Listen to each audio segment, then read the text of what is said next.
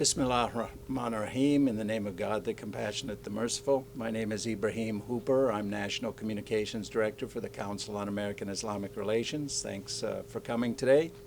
Obviously, this news conference is in reaction to the Supreme Court decision on the Muslim ban.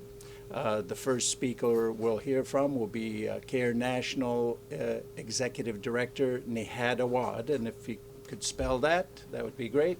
First, Neha Dawa. Okay, good afternoon. Thank you, Ibrahim.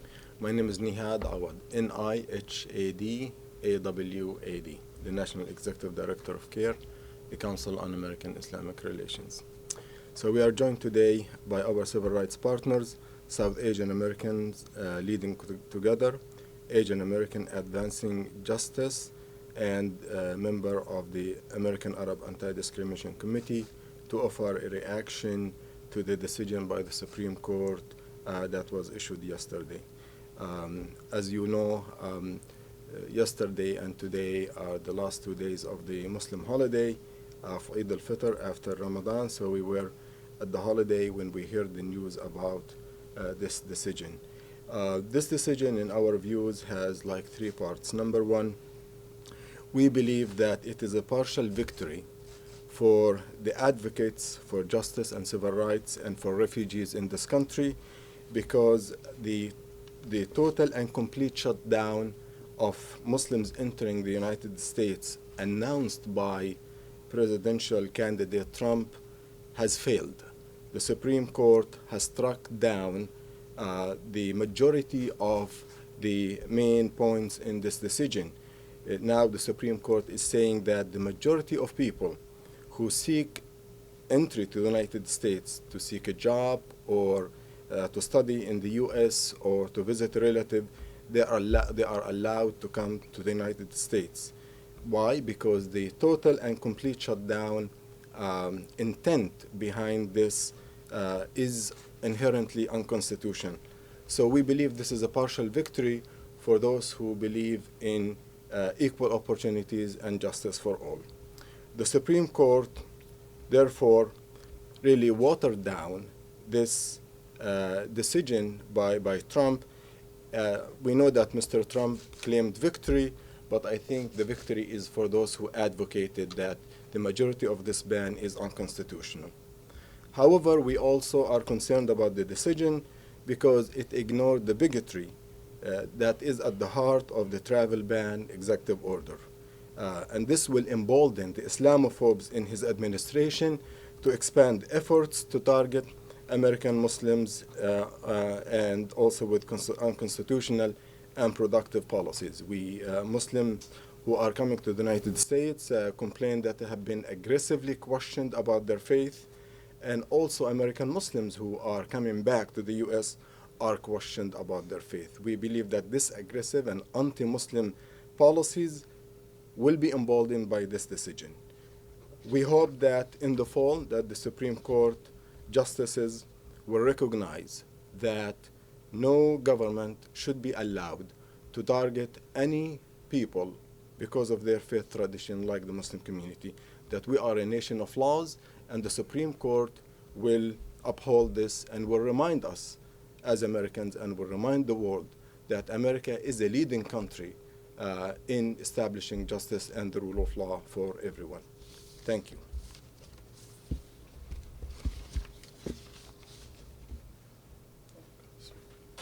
And to acknowledge one more group, Muslim Public Affairs Council also has a representative here.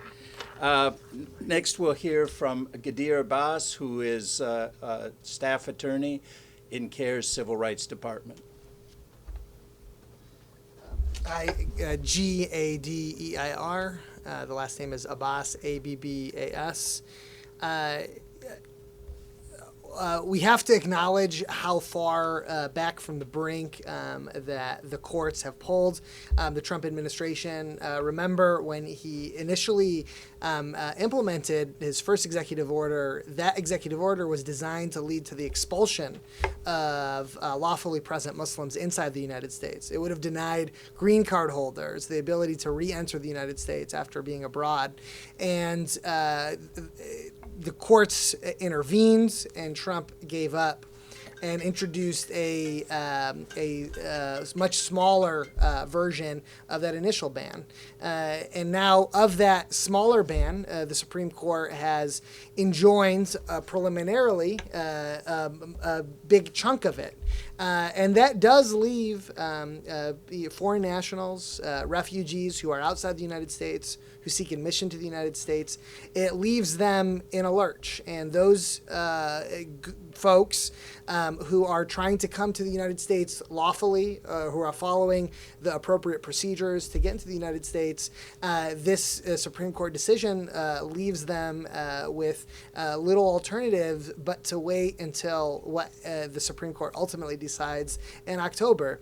And what it does underscore is that the Muslim community, our allies throughout the country, are not going to simply wait for the Supreme Court to do what it's going to do in October, that it's up to all of us to oppose these discriminatory and bigoted policies, just as we had back in January and February and March. And while the Trump administration is claiming this as a resounding victory, it really is a very technical decision that unfortunately disregards the hardship that's being imposed on foreign nationals with no connection to the United States. But it is, at the end of the day, a technical decision. And the Supreme Court did not weigh in at all on the likelihood of success on the merits of this Muslim ban. And we're hopeful that when the Supreme Court reviews it in full, that the 6 justices who did not indicate a position on the Muslim ban's constitutionality will see it for what it is, and what millions of Americans, what judges from the West Coast to the East Coast have seen it as an expression of bigotry, as a policy designed to politically benefit from the animus that swept the Trump administration into office. Next, we'll hear from Suman Raghunathan. She'll correct it for you. Executive Director, South Asian Americans Leading Together, or SALT. Thank you so much. As I said, my name is Suman Raghunathan, SUMAN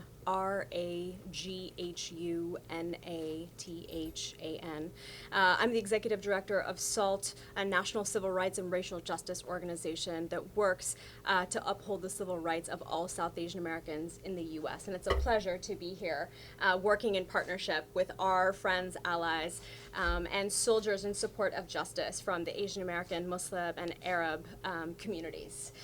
SALT strongly objects to the Supreme Court's decision to reinstate part of the Muslim ban, quote unquote. It is disappointing to us that the highest court in our land will hear the federal government's appeal despite numerous federal appellate courts repeatedly striking down and staying key portions of the Muslim ban as unquestionably unconstitutional. And for us, reinstating any part of this administration's patently discriminatory and openly discriminatory Muslim ban not only runs contrary to the values of the United States, but it also runs contrary to the nation of immigrants, just like my parents came to this country more than 45 years ago. The president's executive orders and the Supreme Court's decision to partially reinstate the ban amounts to government-sanctioned discrimination. And for us, it continues to reiterate and reinforce how and will fan the flames of violence, in particular hate violence, that are affecting all of our communities across the stage here, if you will. We are seeing levels of hate violence as well as xenophobic political rhetoric that are reaching levels that we only saw immediately in the year after September 11th. And so for us at SALT, as well as for many of our partners, that sends an incredibly chilling message about the very place of our communities in this country right now being questioned. And unfortunately, the problematic messaging as well as impact of the Muslim bans continues to draw the place of our communities in this country into question. Yesterday's Supreme Court announcement, coupled with the administration's announcement on Friday that it will no longer actively support efforts to counter neo-Nazis, white supremacists, and other far-right hate groups as part of the arguably controversial Countering Violent Extremism program. This change is divorced from the reality that all of our communities are experiencing on a day-to-day basis in the United States as Ku Klux Klan groups continue to multiply and feel emboldened in the current political climate, and as we realize that South Asian Americans are the most rapidly growing demographic group nationwide. South Asians continue to experience all of the chilling effects of this administration's policy, which paint millions of our community members with suspicion and make our people in our communities question their place in the quintessential nation of immigrants. We call on members of Congress to overturn the president's Muslim ban, to safeguard our national integrity, and to state clearly and unconvincingly that hate and fear will not be allowed to guide our country's policies now or in the future. We reject any attempt to discriminate and divide us based upon how we pray, what we look like, and where we come from. Next, we'll hear from John C. Yang, President and Executive Director, Asian Americans Advancing Justice, or AAJC. Great, thank you very much, and thank you everyone for being here for this important moment. John Yang, Johnyang. My name is John Yang. I'm the President and Executive Director of Asian Americans Advancing Justice, AAJC. We are an organization that has 5 affiliates in LA, San Francisco, Atlanta, and Chicago, and we are here to advance the civil and human rights of Asian Americans and to provide a fair and equitable society for all. We're here at this important moment in recognition of the Supreme Court decision. Certainly aspects of it are good. We think that the fact that parts of the injunction are still held in place and not allowed to have the Muslim ban move forward is good. Obviously, we are disappointed by aspects of it where the injunction has been lifted. The Asian American community comes at it from a special perspective, and that is that we have been down this road before. In World War II, Japanese Americans were incarcerated on this notion of national security based on an executive order. So we understand what this means, and we understand the false premise that this provides. And we cannot go back to that which happened that led up to the Korematsu decision. Certainly with respect to this particular decision, it is in some ways limited in scope in that there is still much of the injunction that remains in place, but there are also aspects that we have to recognize that are going to be harmful to our community. Certainly we are troubled by the fact that tourists and refugees are now going to be unable to travel to the United States unless they demonstrate some connection pre-existing to the United States. This goes against a long history of immigration, of accepting immigrants to our country. Certainly there are many, many refugees from Asian countries as well that come here just to seek a better life. And our concern is that with this decision, now those people will be faced with a difficult decision, and frankly, sometimes a life or death decision. So certainly, on one hand, we hope that this Supreme Court will get it right. We feel that there are parts of the decision that allow the injunction to stay in place are good, but we are very, very concerned for the future. We agree with our brothers and sisters that we cannot let this hate, this xenophobia, take hold of our country, and we have to fight against it. And we ask the U.S. Supreme Court to look at this entire context and rule in the favor of all of our brothers and sisters in the fall. Thank you. Next, we'll hear from Yousef Barzan, Organizing Coordinator of the American Arab Anti-Discrimination Committee, or ADC. Good afternoon, everybody. Again, my name is Yousef Barzan. That's Y-U-S-U-F, last name B-A-R-Z-I-N-J-I, and I'm the organizing coordinator at American Arab Anti-Discrimination Committee, or ADC. So yesterday's decision by the Supreme Court represents a dismissal of the real injury caused in our communities by the baseless attacks on Arabs and Muslims. At ADC, we condemn the decision by the court, as it only reaffirms that we are not all equal under the law and justice continues to be afforded by only a few. We cannot help but recognize that this decision comes only a few days after, where the Supreme Court denied constitutional and federal rights of Arabs and Muslims who were profiled and unlawfully detained and then tortured following the 9/11 attack to seek justice against the government. These attacks against our community do not happen in a vacuum.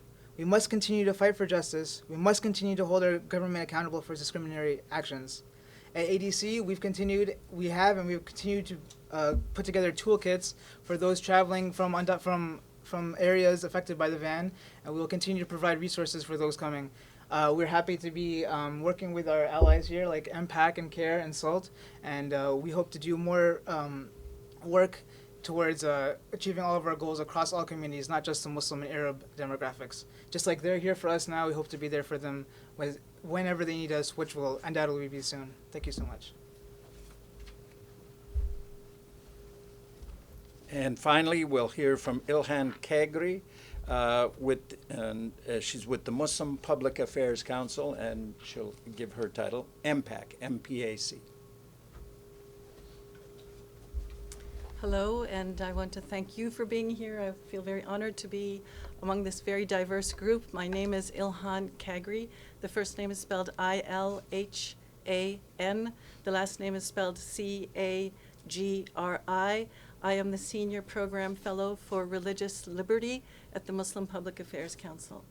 And I'm here to say that we can talk about the legality of the Supreme Court case for a long time.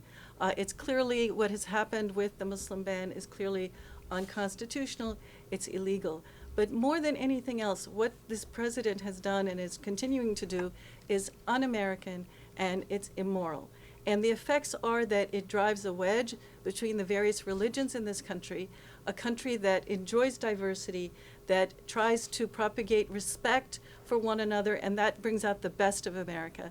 And what happens as a result of these policies is that we are pushing towards the worst in America. And this is why we must really stand up against this.